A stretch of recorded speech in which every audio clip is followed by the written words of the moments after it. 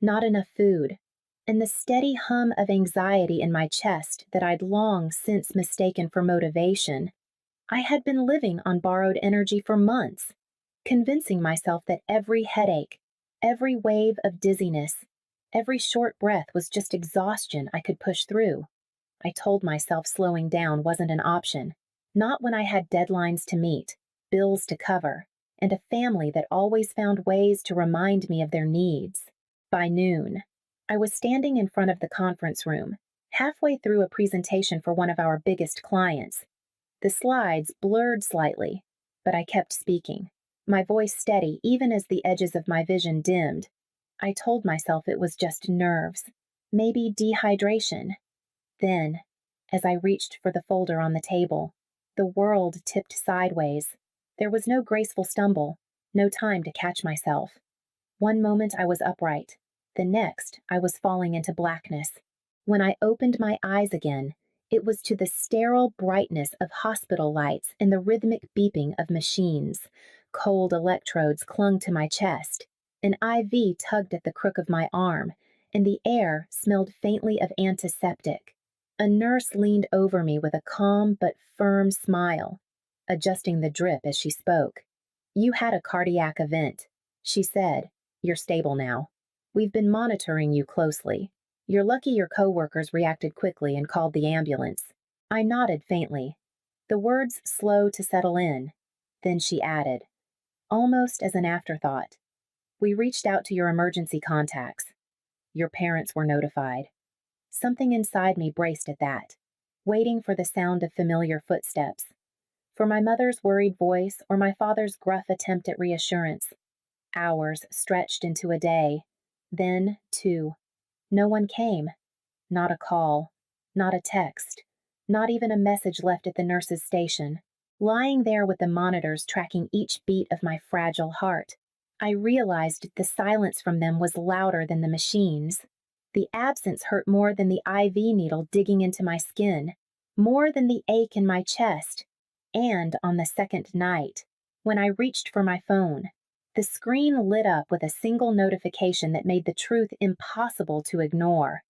2 days passed in a blur of needles, monitors, and hushed voices in the hallway. Nurses came and went, asking how I was feeling, adjusting wires that tethered me to the bed. My body felt heavy, but the silence from my family weighed more than any drip or monitor. I kept checking my phone, convincing myself that maybe the signal had dropped. Maybe there had been some mix-up at the front desk. Each time, the screen stayed empty. On the third morning, I woke from a shallow sleep to the sound of a soft chime. For a moment, my chest leapt. Maybe a message. Maybe someone had finally remembered I existed. I reached for the phone with trembling fingers and unlocked the screen. It wasn't a call. It wasn't even a text. It was a notification from Instagram. Melissa had tagged me in a photo.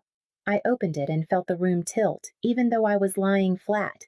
There they were, my parents, my two sisters, gathered around a picnic table at the lake.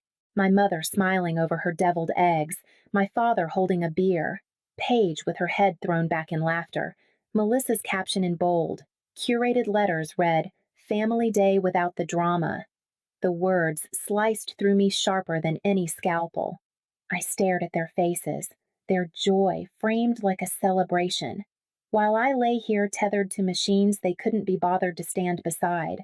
Not even a phone call, not a question about whether I was alive or dead. Just a photograph, tagged as if I were some inside joke. I didn't respond. I couldn't. My thumb hovered over the screen until it dimmed into blackness. In that silence, something in me shifted. Not an explosion, but a quiet fracture.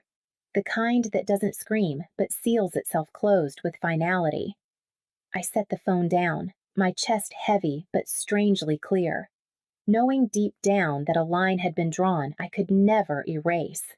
The days stretched on, marked only by the rhythm of the heart monitor and the mechanical sigh of the IV pump. I healed slowly, my body piecing itself back together, but the silence from my family remained unbroken.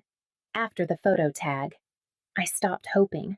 I told myself I didn't care, though the hollow ache in my chest told me otherwise. On the fourth morning, I reached for my phone again, more out of habit than expectation. The screen lit up, and for a moment I thought it was a glitch. 74 missed calls blinked back at me, stacked one on top of the other. I scrolled through them.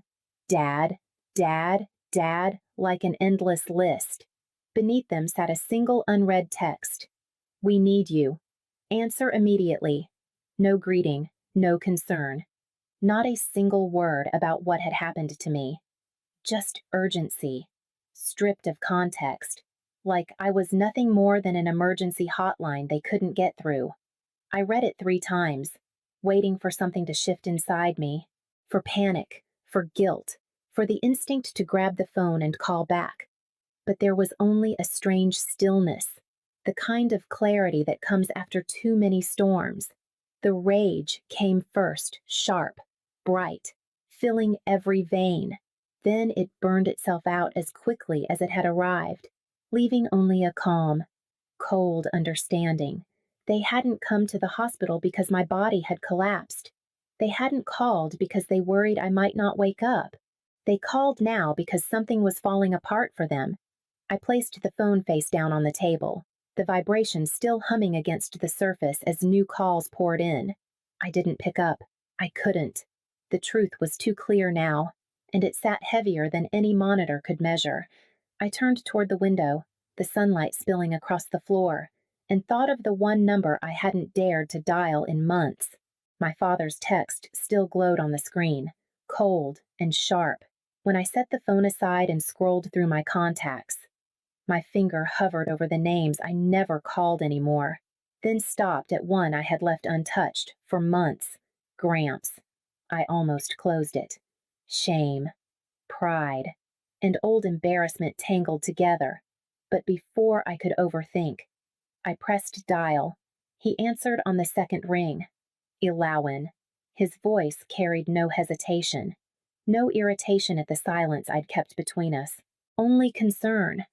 I told him where I was, the words catching in my throat. He didn't ask for details. He didn't demand explanations. He simply said, "I'll be there." Less than an hour later, he walked into the room. Same windbreaker, same watch I remembered from childhood, same steady presence that always seemed unshakable. He looked at me, really looked, and said, "So they finally broke you too? Huh, I couldn't even form an answer." I just nodded. The nurse returned with paperwork for another round of tests. Insurance had rejected part of it.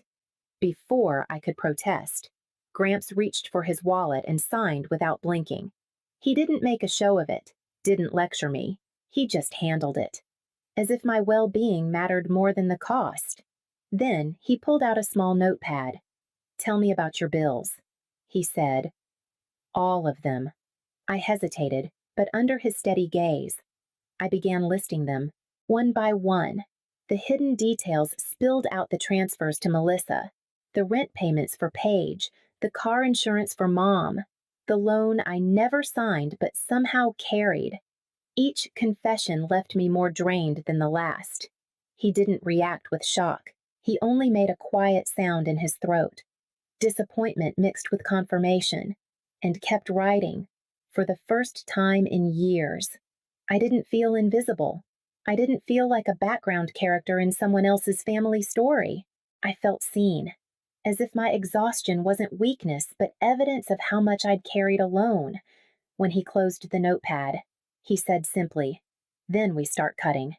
And I knew this was only the beginning. Gramps brought my laptop from the corner of the room, setting it gently on the tray table across my lap. "Let's see what they've got you tangled in," he said, flipping it open like a man about to fix a broken engine. I logged in, every click heavy with the weight of secrets I hadn't wanted to face. The spreadsheets, bank statements, and transaction histories glared back at me. It was all there, neatly organized yet quietly bleeding me dry. Gramps leaned closer, his pen tapping against the notepad he'd carried since arriving. The first was a recurring transfer to Melissa, $200 every other week. disguised as emergency help, scribbled the figure down. The next line showed monthly rent for Paige's apartment, pulled directly from my account. Then my mother's car insurance premium, charged like clockwork. And then the loan. A personal loan with my name stamped across the top, something I had never applied for, never agreed to. Melissa's. No doubt. The payments were drafted automatically, draining a chunk of every paycheck. My stomach clenched as I scrolled through the numbers, realizing just how deeply I had let them root themselves into my life. My hands trembled as I began shutting them off one by one. Cancel transfer, remove payment method, change password. Each confirmation window felt like breaking a chain link, small clicks echoing louder than the hospital machines around me. By the time I finished, my body sagged against the pillows, drained but lighter. I looked at the screen, the cleared out debits, the sudden silence of obligations I had carried like second skin. For years, I thought supporting them was proof of love, proof of loyalty.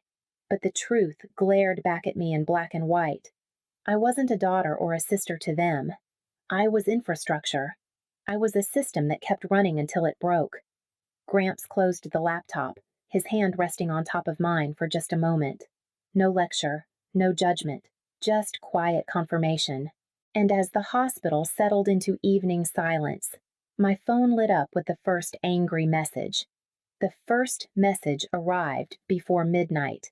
Melissa sent a screenshot of her checking account. The balance sitting at $29, followed by, "What the hell is going on?" "Fix this." I stared at it, numb, before locking the screen. By morning, my voicemail box was full.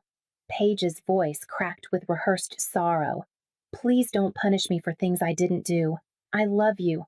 I want peace." Her words were sugar laced with accusation. Dad's tone was sharper, impatient. "This isn't the way to handle family matters. You need to call me back immediately."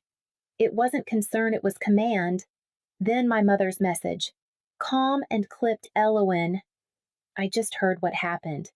"Call me when you can," as if she hadn't known for days, as if my collapse had been gossip passed to her in a grocery aisle. The texts kept piling in. Melissa's demands grew bolder. Paige shifted into long paragraphs about forgiveness. Dad called back to back, his name flashing across the screen until I had to flip the phone over to stop seeing it. When I was discharged, Gramps drove me home. The relief of my own apartment lasted only seconds. Through the blinds, I saw headlights idling outside. My father's car. He didn't come up, didn't knock. He just sat there, the engine humming like a warning.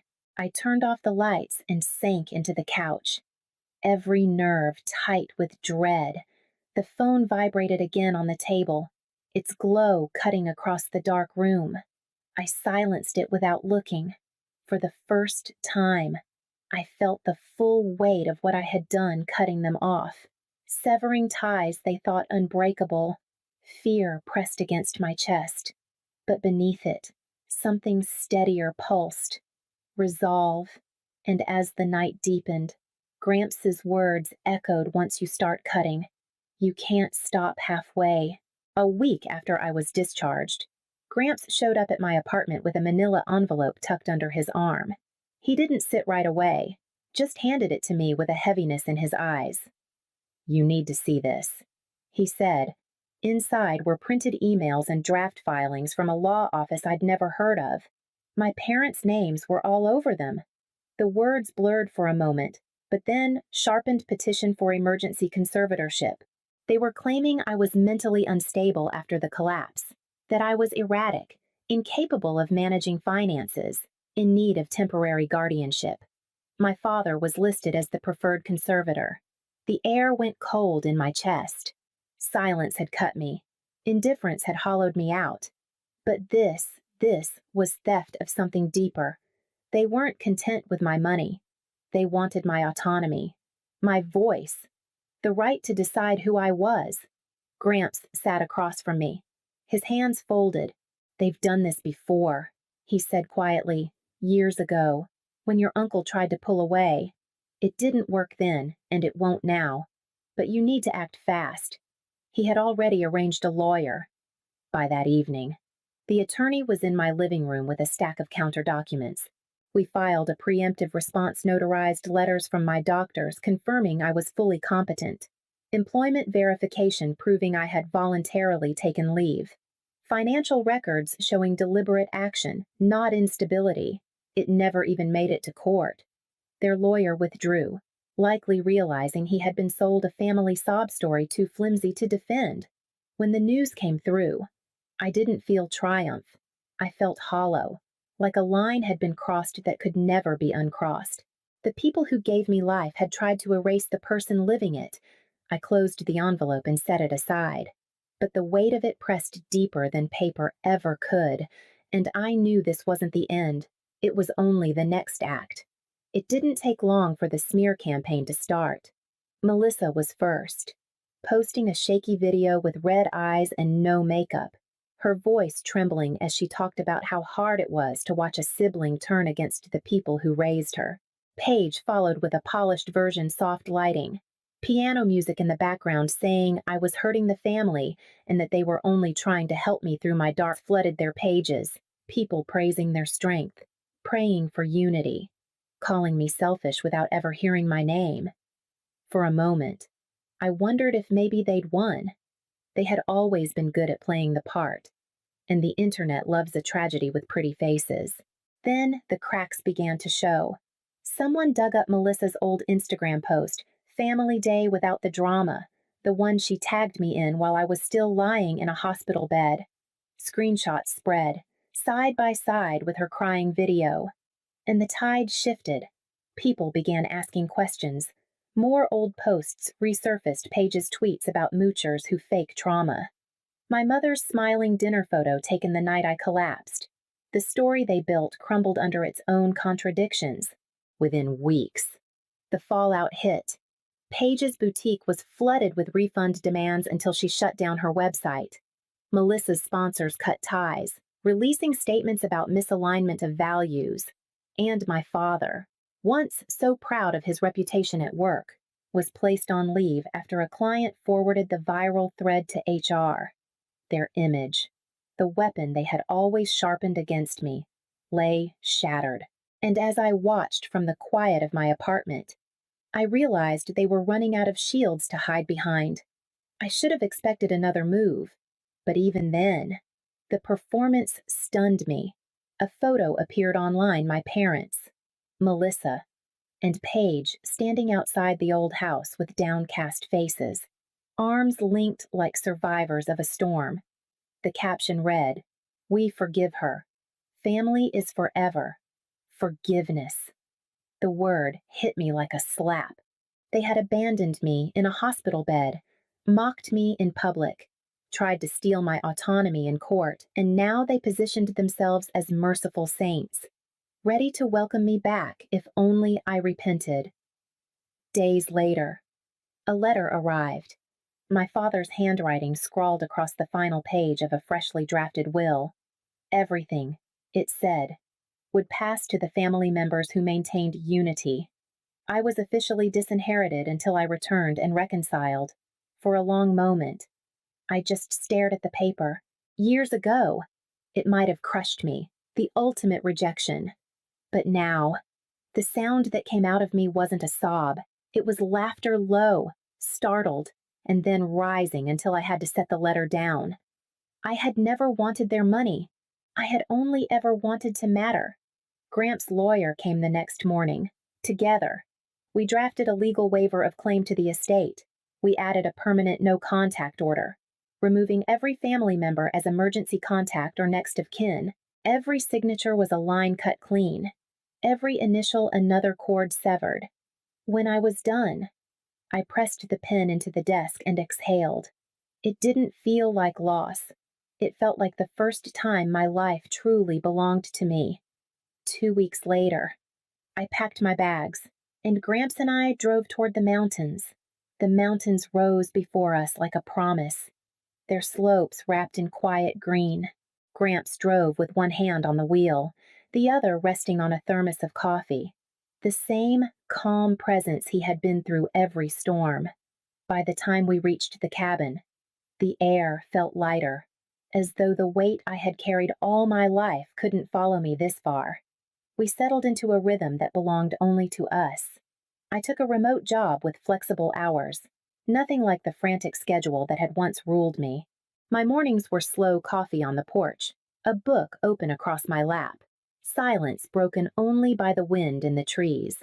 Afternoons sometimes meant a hike along narrow trails where the world stretched wide and indifferent, reminding me how small the chaos behind me really was.